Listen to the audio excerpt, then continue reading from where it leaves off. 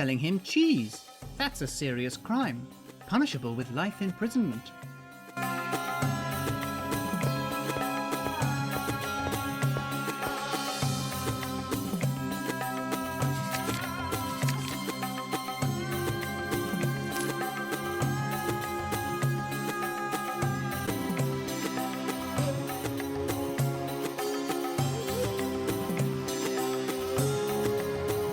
I saw you selling cheese to that guy. No, you're wrong. You saw wrong. I know what I saw. You sold him cheese. Don't you know it's forbidden to sell cheese near the city gates? You're not going to tell those soldiers, are you? Don't you know the local law allows people to take revenge on spies by cutting out their tongues? If cheese sellers are punished with life imprisonment, then how are you going to take revenge on me? Damn, I'd never thought of that before. That's a rather large loophole in the law. Hey, dude, wait. Please don't tell the soldiers. I'll give you a slice of my priceless cheese. It's worth a fortune. All right, give me the cheese.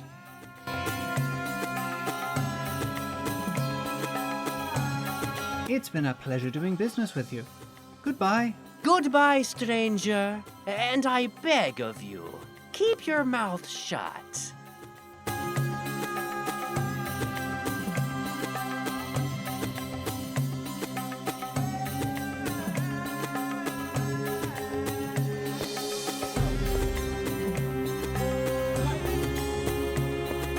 Soldiers armed with spears, guarding the city gates.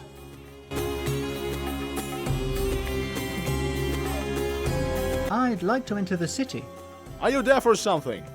Foreigners cannot pass through the gates of the holy city of Uruk. Let me guess, because that's what the law says? Wise guy, huh? Okay. I got it already. It's been great chatting with you guys. See you... You'd better shove off, stranger. Man, a little sympathy would have been nice. Hey, where are you going? I'd like to enter the city. No way! Foreigners cannot pass through the gates of the holy city of Uruk. Why on earth not? Because that's what the law says. Damn it.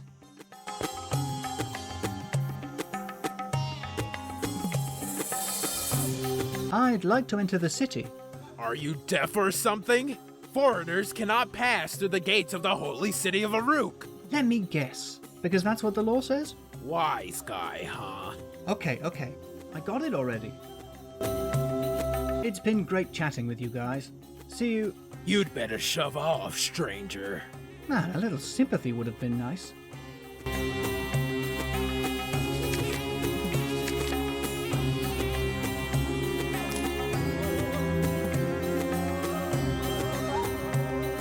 Hey guys, look what I've got. Is that a slice of cheese? What are you trying to do, stranger? Are you trying to sell us cheese right before the city gates? Wait a sec, you've got it all wrong. I wasn't trying to sell it. That guy over there gave it to me. He's the one selling cheese. Sure he is. Blaming others is pointless. You are the one holding the cheese in your hand. Stop kidding around, guys.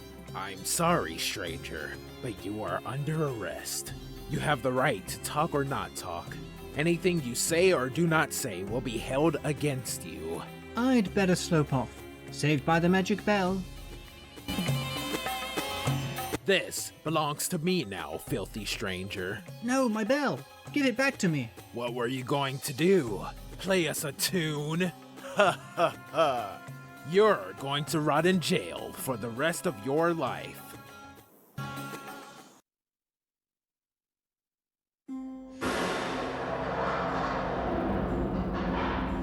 Enjoy your stay in the prison of the holy city of Uruk, stranger. I thought I had the right to a fair trial. No trial is needed. Our laws are very streamlined and our bureaucracy is minimized. This is what we call efficiency. Can I have my bell back? I'm rather fond of it. No way. However, since I'm a sympathetic man, I'll let you keep this stinky slice of cheese, in case you get hungry. But how am I supposed to eat it when I'm tied up like a salami? Necessity is the mother of all invention. Or else you'll simply starve to death like that guy next to you.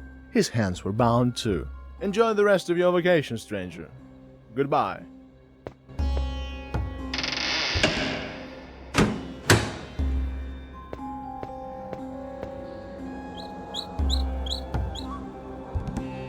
rats? Why did it have to be rats? I hate rats!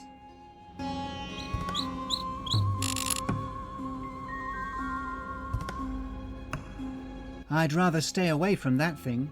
It gives me the chills. A human skeleton. Poor thing, he must have been a hapless cheese seller.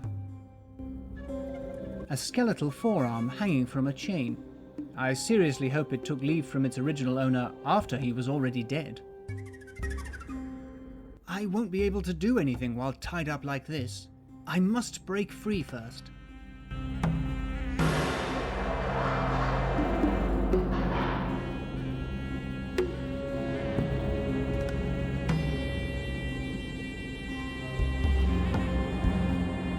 I tried reaching for the cheese in my pocket, but I could only touch it with my fingertips. I've ended up smearing myself and the rope with cheese.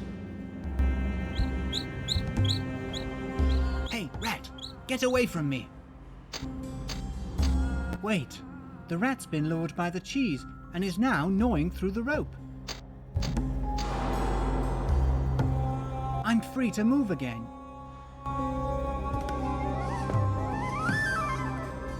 The rope I was tied up with. It's smeared with cheese.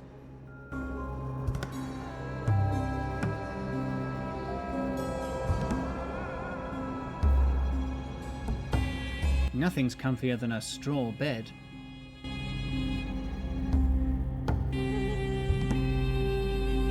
I took a tuft of straw. It might come in handy.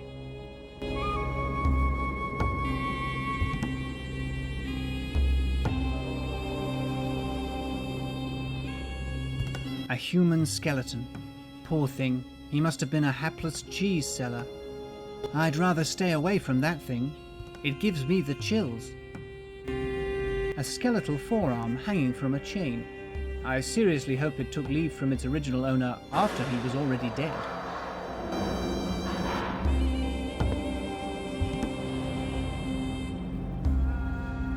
A skeletal forearm might come in handy.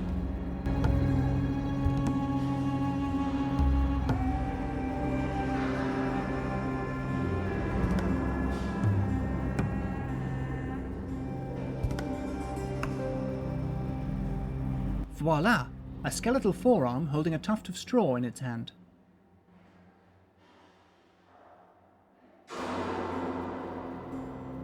A metal hook placed right above the door. A torch, the only source of light in this dark prison. I'd rather not touch them. I'd rather not touch it. I'll just leave them as they are.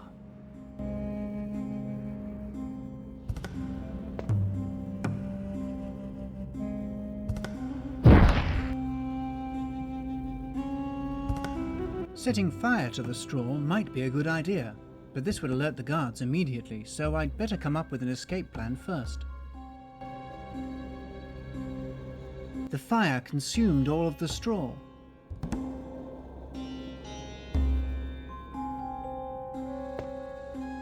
Let's see if my aim is still good.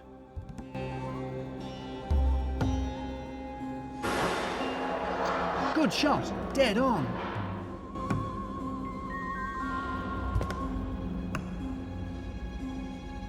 That's not going to work.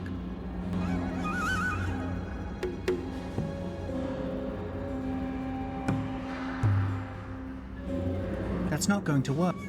That's not going. That's not go. That wouldn't be very wise of me.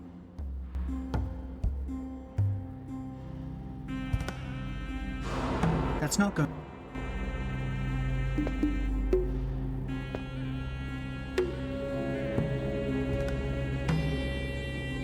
I took a tuft of straw. It might come in handy.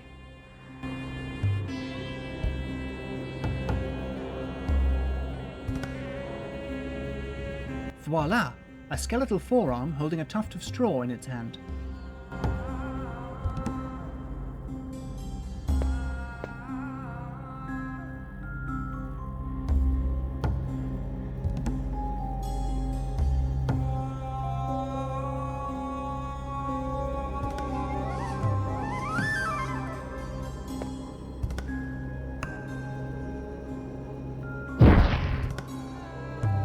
I'd better come up with another. That wouldn't be... That's not good. That's not...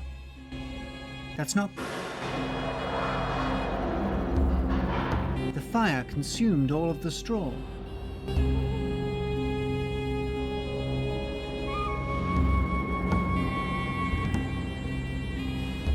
That wouldn't...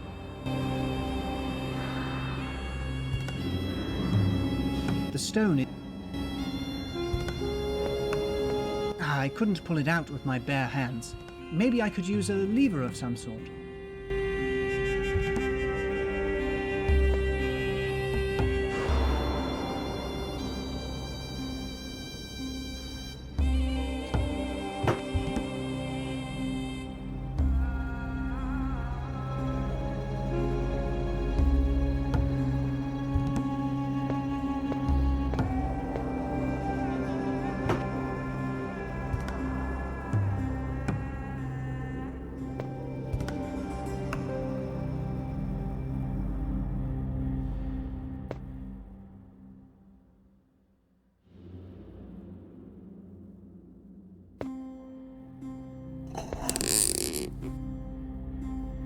Odds are I'll spend the whole day waiting like this.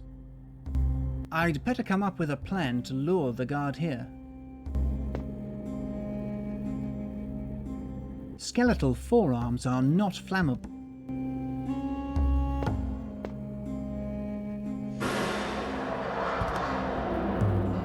I took a tuft of straw. It might come in handy.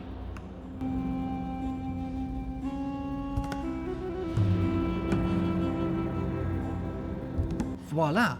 A skeletal forearm holding a tuft of straw in its hand.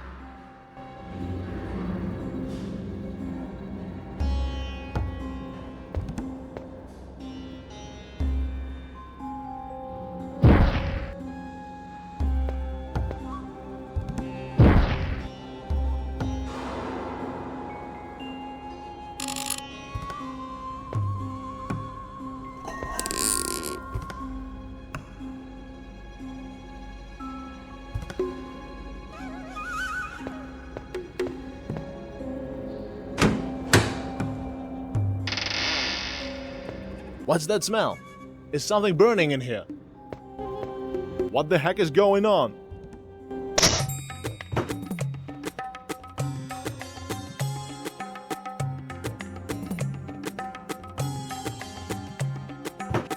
I knocked him out!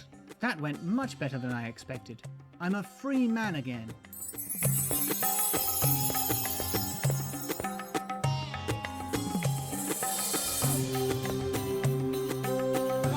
He's unconscious. I must have caused him some serious cranial trauma at the very least. I'd better not touch him. He might come to.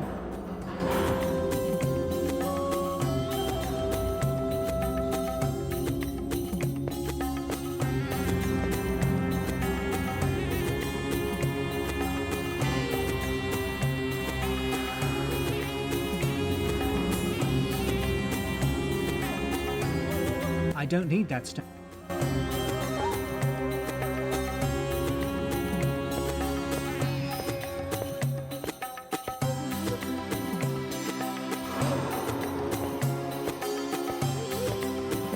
That's Merlin's magic bell.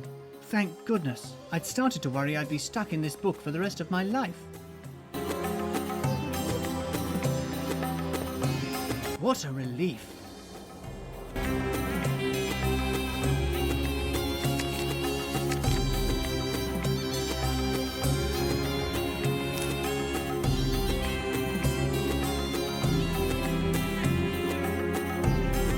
I'm not going to move it. I like it where it is. A small wooden table. A torch. It's situations like these that make you realize how useful electricity is.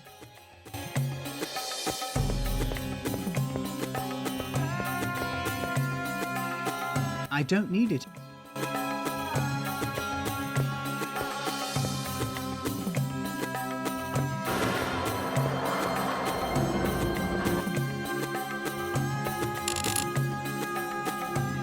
I could never detach it from the wall. I don't even want to try.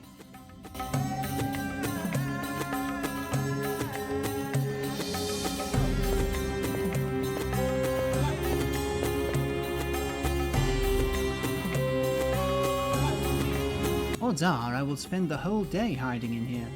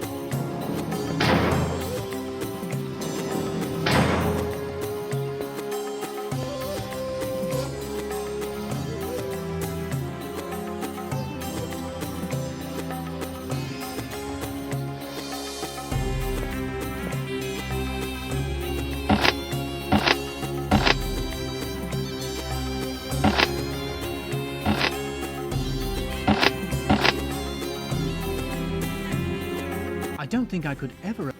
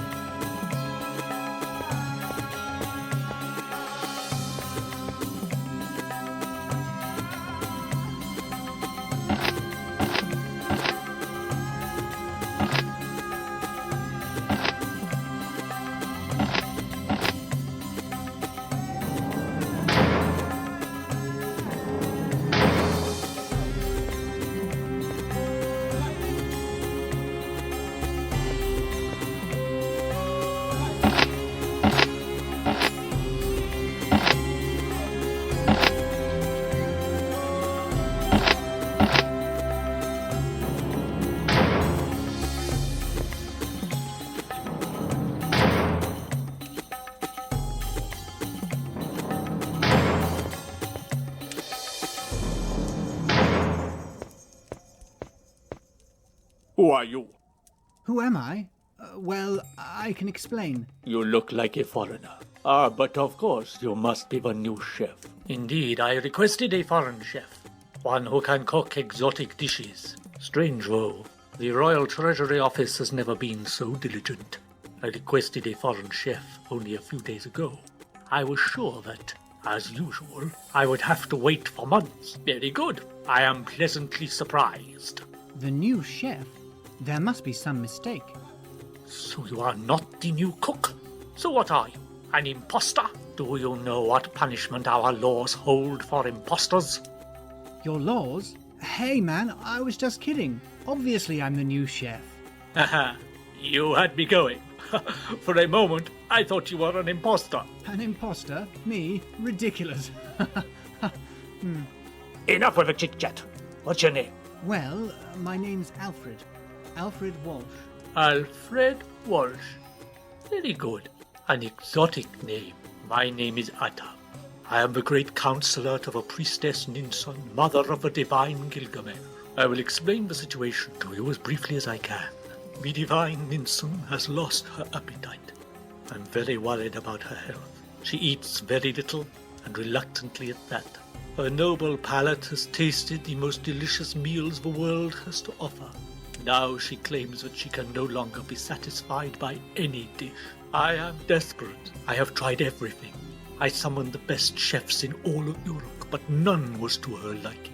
What became of those chefs? They were executed, of course. Executed? They lost their heads, to be exact. I have even risked my own life by buying smuggled cheese. I was hoping she had never tasted it, but I was wrong. Anyway, long story short, the High Priestess and mother of our beloved King Gilgamesh has told me that her appetite will return, only if I can bring her a dish tastier than those she has eaten to date. Such a dish does not exist in Uruk. For this reason, I urgently required a foreign chef. The best foreign chef. The best foreign chef? Well, don't aim too high. Don't expect a 3 Michelin star rating. The 3 what? Never mind. Rather, what could happen if I fail? Head comes off. I was somehow expecting that, but I thought it worth asking anyway. Well, if everything is clear, then you can get to work in the kitchen. It is right behind you. Oh, I almost forgot. We are out of flour.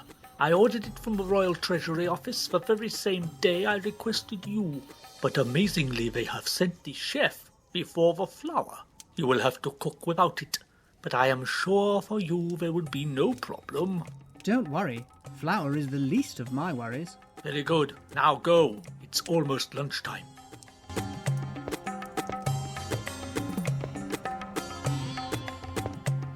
Oh no, this is worse than a life sentence. I don't know how to cook. I don't even know where to start. Luckily, I still have my magic bell. I could ask Merlin. I can't escape from that window. It's too high up.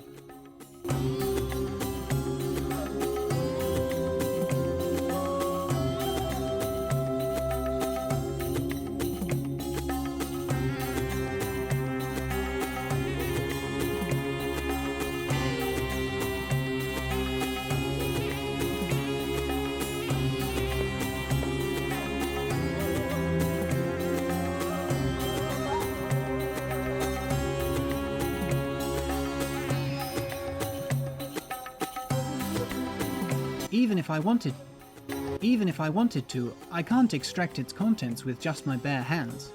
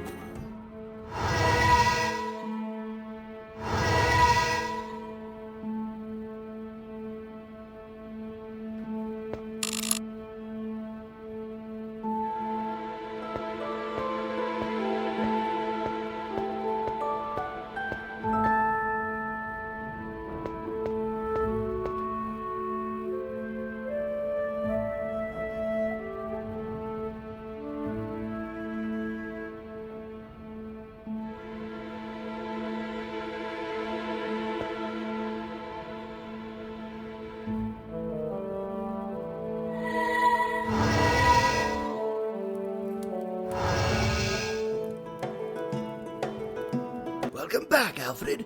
How can I help you?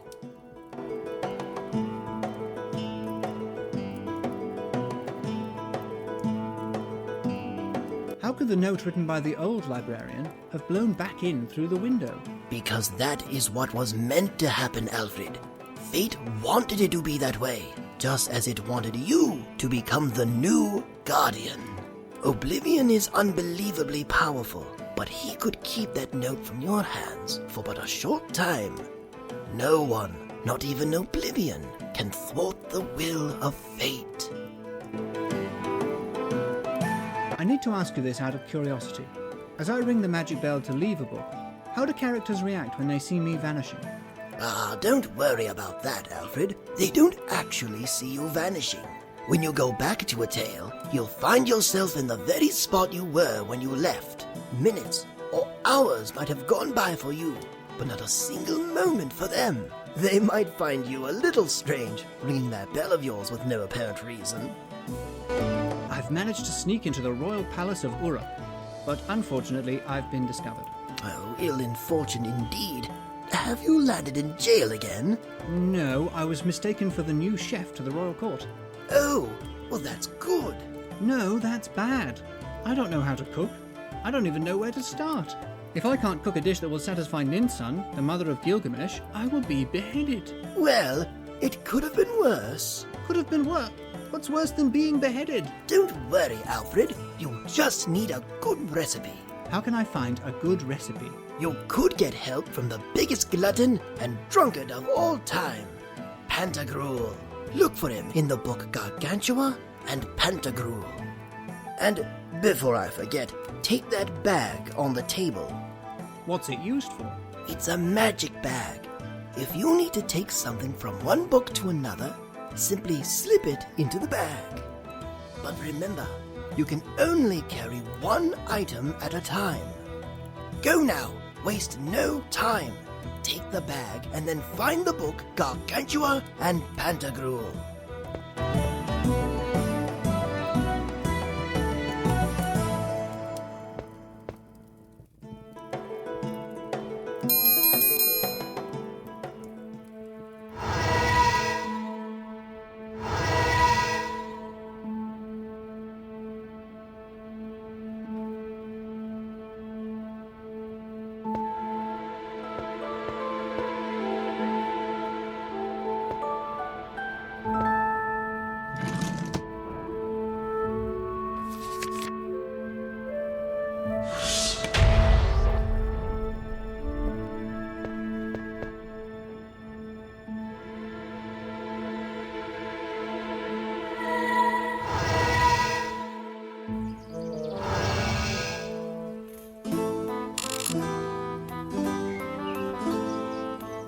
A peaceful river. Watching the water flow by relaxes me.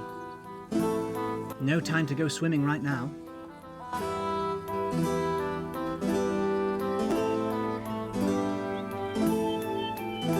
Judging by the redness of his face, I'd say he's drunk.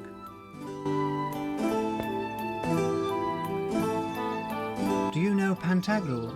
Pantagruel, the giant? Do you know him? Pantagruel, the son of the giant Gargantua. Yes, that's him. Then you know of him. Of course I know him. He's a friend of mine. Good. Could you tell me where he is? He's in the tavern behind me. He's feasting to celebrate his return from a long journey. Where did you say I could find Pantagruel? He's in the tavern behind me. He's feasting to celebrate his return from a long journey. You said that Pantagruel had just returned from a long journey. Tell me about that journey. Some time ago, Pantagruel decided to accompany his inseparable friend, Panurge, in the search for the Oracle of the Holy Bottle. The Oracle of the Holy Bottle. Yes, the Oracle of the Holy Bottle, also known as the Oracle of Bakbuk. Panurge was in need of some important advice. So, the two friends started their journey. They visited the farthest lands of the earth and encountered many unbelievable characters. They visited the islands of the Catchpoles, whose peasants charge money to be beaten. They met the Chitterlings, the weird, half-sausage inhabitants of a remote island. They visited Ranch, whose people eat air. They went up to the Polar Circle. Here they tell that they stopped at a place where they heard, because of the thaw, the cries of an ancient battle that took place many years before and had remained trapped in ice.